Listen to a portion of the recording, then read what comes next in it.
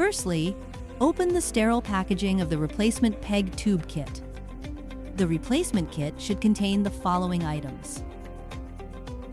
2. Inspect the new tube.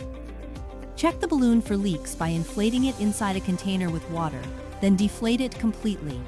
Air bubble will appear if there is a leak.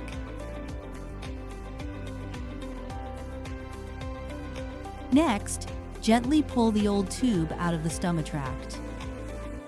If the tube inside the patient has an internal retention balloon, attach a syringe to the balloon port and withdraw all water.